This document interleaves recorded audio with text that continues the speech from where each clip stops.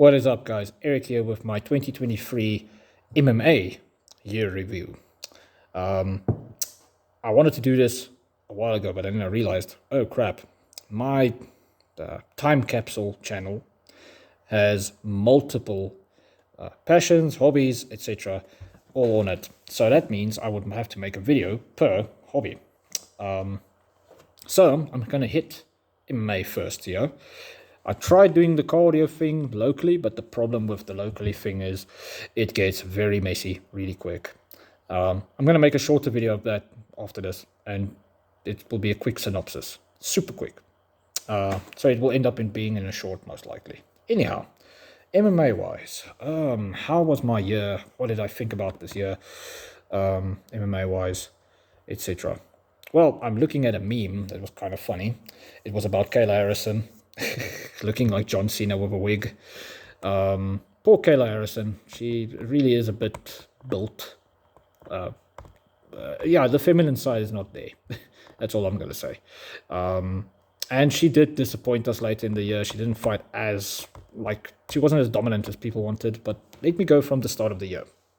We started off with, there was another event, I think. I didn't watch it because at a certain point, even as an avid MMA viewer, like Lucas Tracy mentioned this, for fuck's sakes.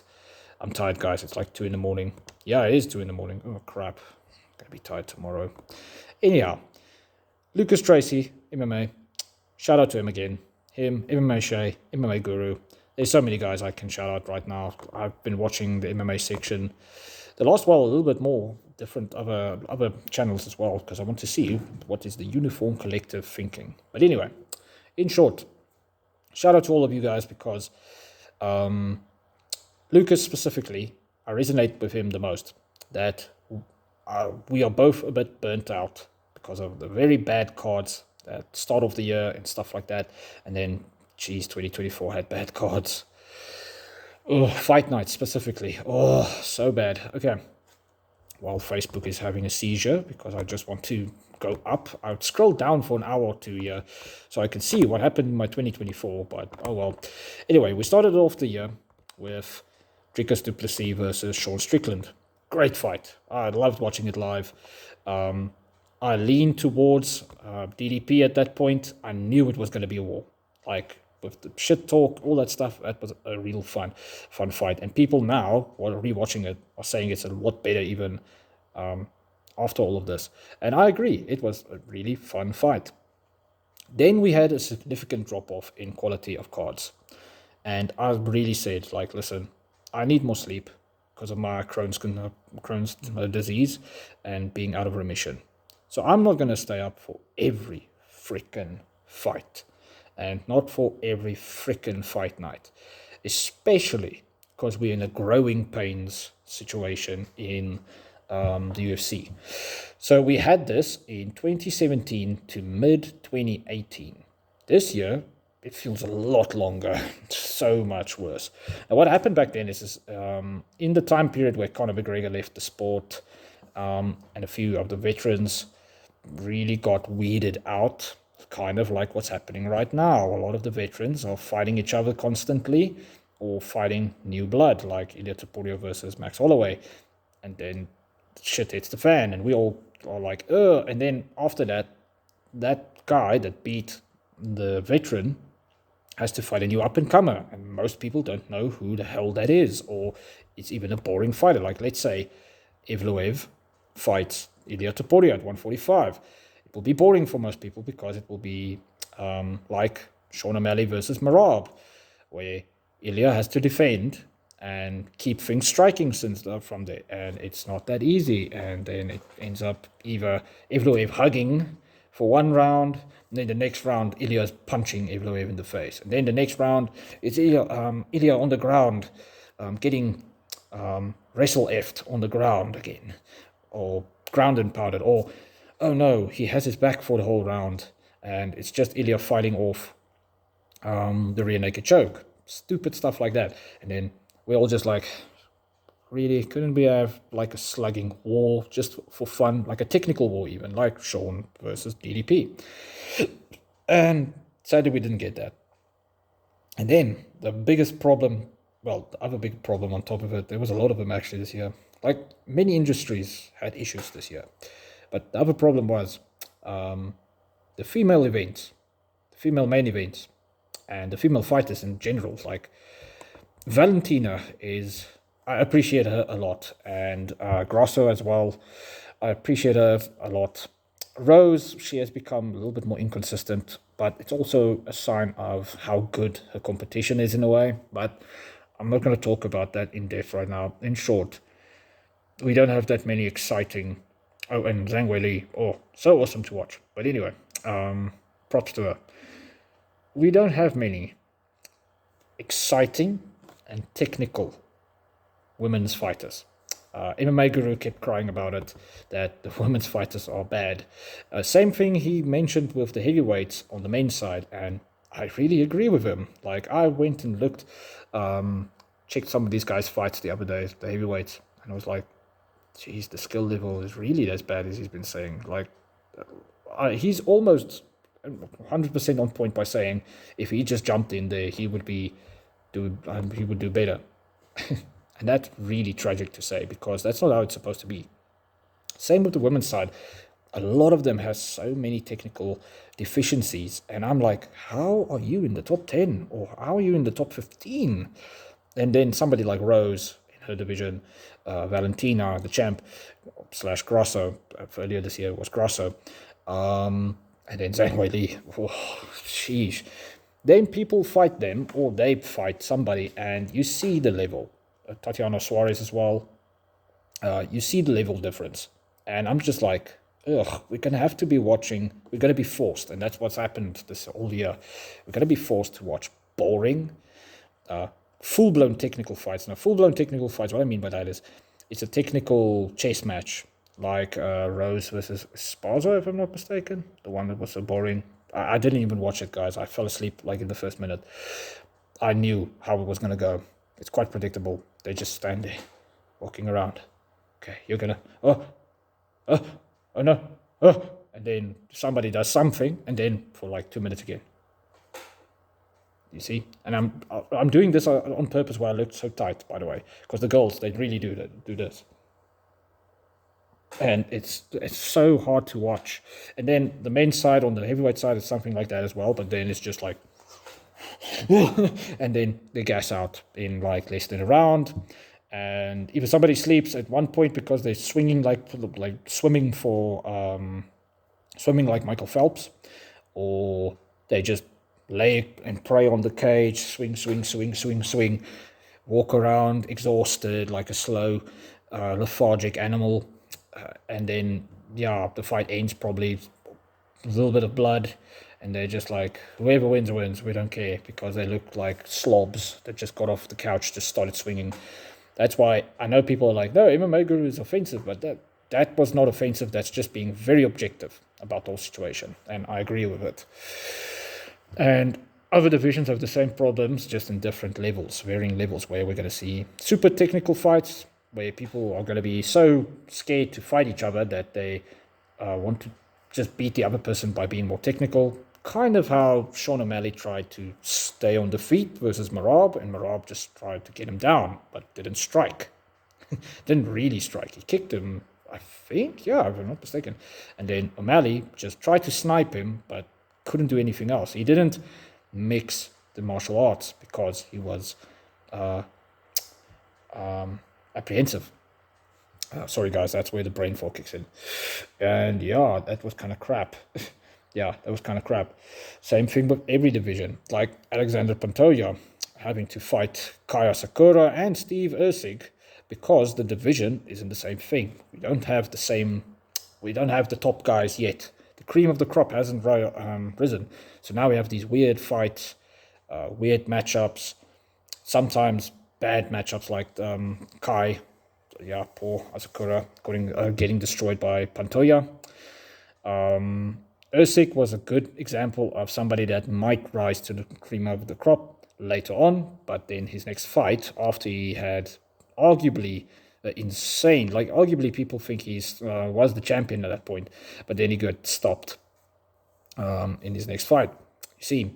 And we can only see Moreno fight Pantoja, Kai, and all these other guys. Well, Royval, sorry, a million times, and Royval versus Pantoja a million times. We can only see that so many times. That's why people are talking about Henry Cejudo coming back down, which I think is a bad idea. He's a very thick but short guy. I don't think he's going to make 125, and he's going to look bad because he already showed signs of his age versus Aljamain. And imagine now at 125 starving himself to death. It's going to be close to TJ Dillashaw when he came down, just minus the steroids. Anyway, 135 at least has a lot of interesting fights. Like Peter Yan is actually waiting in the wings. Umar versus Merab's going to be fun, but a technical fun. Again, it's going to be, casual fans are going to cry about that. I'm going to be very interested to see if Merab can outstrike Umar and actually stop his takedowns. And when they are scrambling, how insanely technical is the scrambles and stuff going to be? That's going to be so cool. So cool. But the rest of the division is in a weird spot. Peter Yan is actually in line to fight for the belt if he wants to. He can just set out, which I hope he doesn't do, but yeah. He can fight Sean O'Malley. Sean O'Malley also can just set out and be like, I want to fight next for the belt. That's a problem to me. Because the UFC has a bad tendency the last 2 years to do that. Like Sean Strickland's getting his shot now, the same way. And Izzy got it the same way before him. You see, too many examples of issues in the UFC right now. They should rather say, Yan versus O'Malley, the winner fights the winner of Umar versus Merab. Get that fight going now. That's a much better fight. Before that, Figgy was actually supposed to be fighting for the bloody belt, but yeah, he got beat by Yan, blah, blah, blah. And then the rest of the division is a little bit sparse. I think there's 1 or 2 guys coming up, though, that's pretty good, if I remember correctly. But anyway, then 145. 145 really is an interesting spot because we have Evloev, maybe Arnold Allen if he destroys one of the other guys, Volkanovski. Volkanovski is in the weirdest spot, in my opinion. I love him, and he's a very good fighter. But for me, I think we saw the last true prime Volkanovski versus Islam the first time. And it looked like a slightly slower version of him. Now, that doesn't mean he's bad, it's just slower. And being slow in this kind of sport is so detrimental.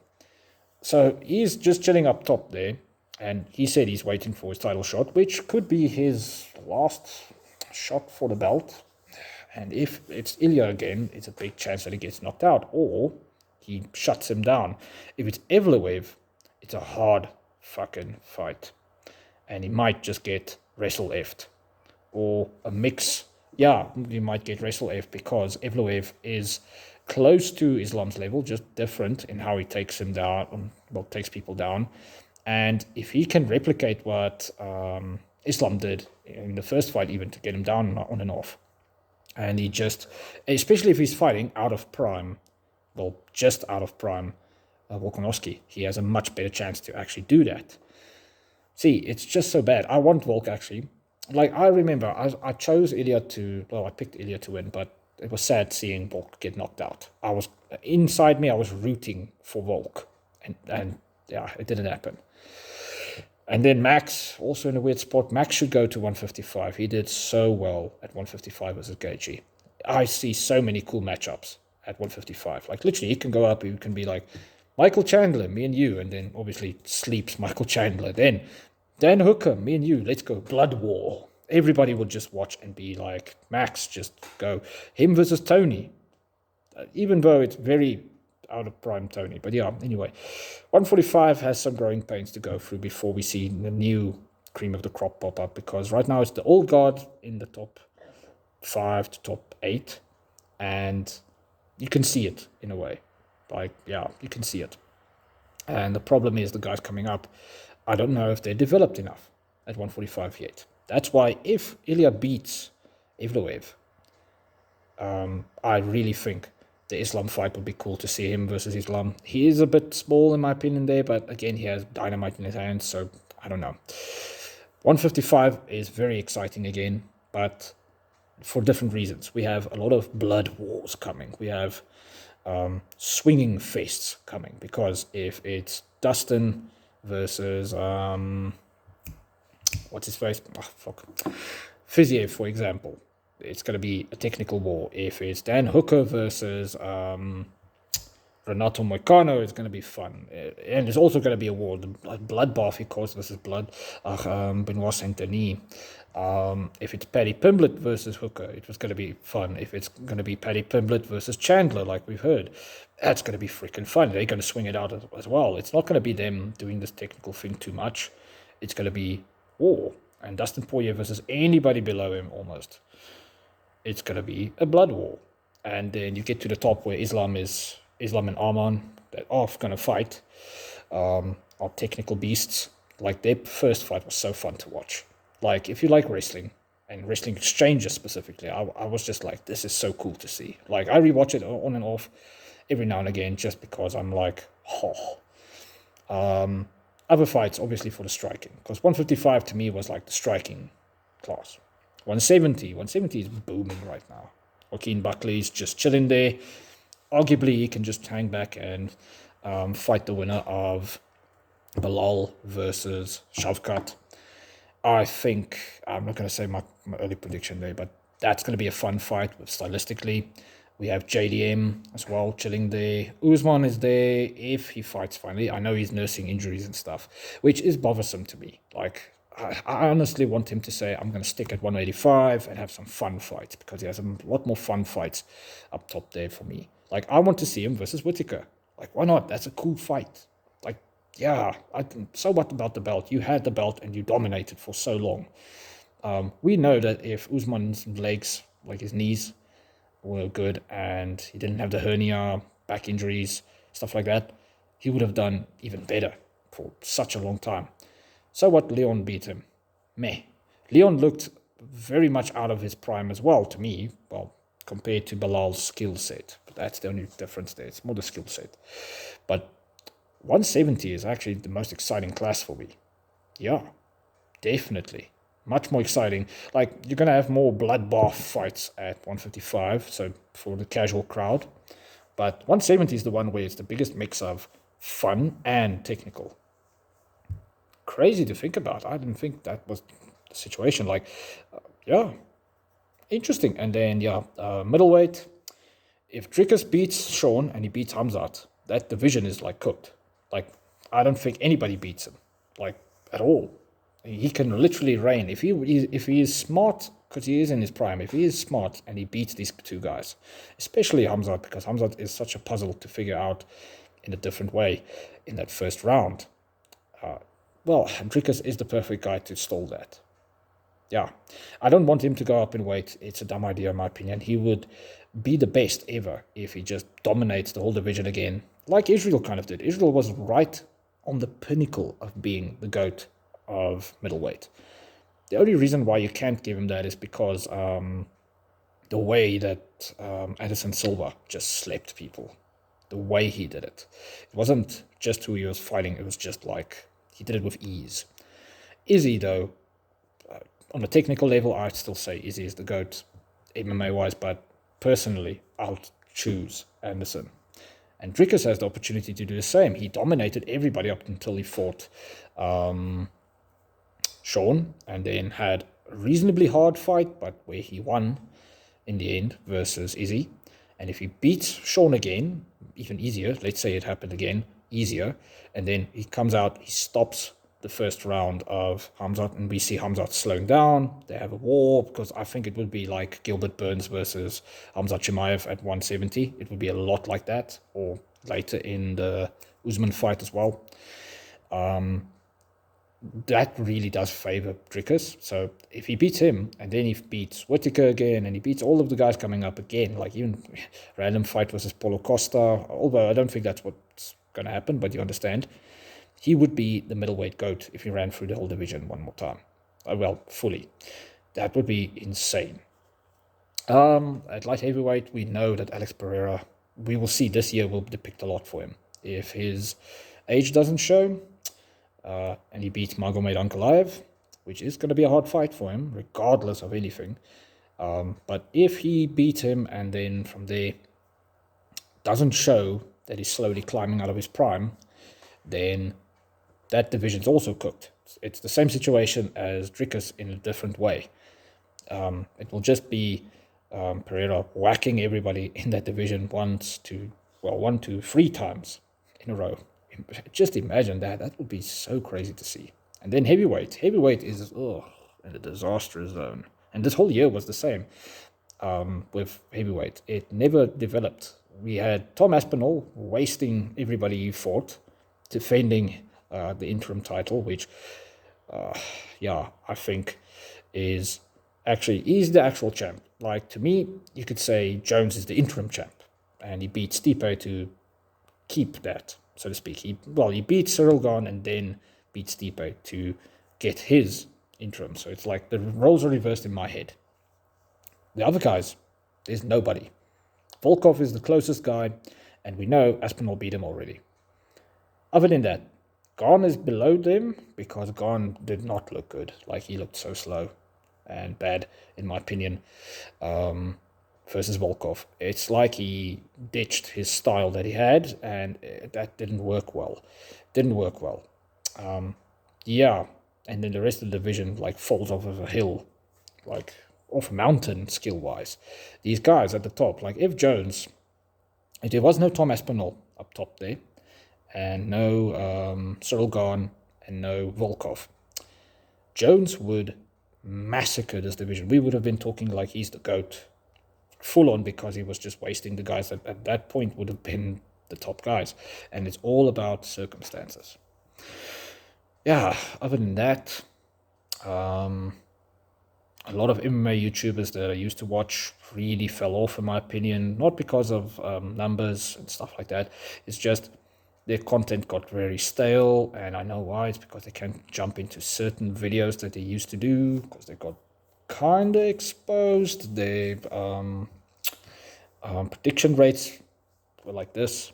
I know there's one YouTuber, the other day, he was gloating about his prediction rate, which I did well in that card as well, but the 3 cards before that, he was like literally, I think he had 2 or 3 picks in total correct. I think out of the ones that he shared, and he said he had a bad night here, he had a bad night there, because on his community post, I'm still there. Then another channel, big one, same thing. You could see, he said himself he was burnt out, severely burnt out from all of these weird cards and stuff. Just like me. And then Mma, he said as well, he's a bit burnt out. Lucas Tracy literally retired because of how fucked up bad the cards were at one point, and how confuzzled they felt. And then how the fights played out when certain fights happened. Like this year that passed, there wasn't really that many really fun fights. The best one to watch was Alex Pereira versus Khalil Roundtree. And what was the other fight, man? It was also after that fight, man. Ugh, I'm tired, guys. But anyway, there was a few of these, but not many. Like, usually we have many of these. And yeah. Then also the women's divisions. When the growing pains is done and we have the cream of the crop up top, we will have the good fights again. But right now we're going to be stuck. Then also Dana White still, till this day, slobbing off John Jones for... it will be revealed later on, but I still don't know. There's an agenda behind it. Maybe it's just to promote him as the champ at heavyweight. Anyway, what else? Conor McGregor's not really in the MMA sphere directly, so I don't count that. All the anti-woke moments this past year was great, like Brian Battle walking out to a certain song in Paris. That whole event, and Renato Moicano as well. I like that he shouted out Jesus Christ in his post-fight speech. Really awesome. Marab and his antics before his fight with O'Malley really was fun, endearing. Him attacking fans or actually just defending himself versus fans was a bit problematic. It's getting a little bit out of hand. I understand. I would also just slap these people or try to, but there would be a point where I tell myself I'm not going to lose my opportunity to be the champ like Muhammad Mukayev lost in the end just because this fan disrespected me. I'd just be like, I'm going to destroy your boy and then I'm going to laugh at you. I'm going to clip this. And that's what I would say. And just not ruin my career just because this guy offended me. Because he's really offended with the Umar situation, blah, blah, blah. What else? There's not a lot really to talk about. My prediction rates was 70-something% in the end. Yeah. And then personally, I never trained this year, MMA and stuff like that. Maybe if I'm healthy again. So yeah, guys, I'm tired. I'm going to say goodbye. I'll quickly summarize the rest of my hobbies. Gaming tech, it was ass. Car audio, locally, and the guys the side knows this, and the American side and all these other countries. Other countries, stale, locally, ass. It was just controversy and bullshit, and the markets are screwed up.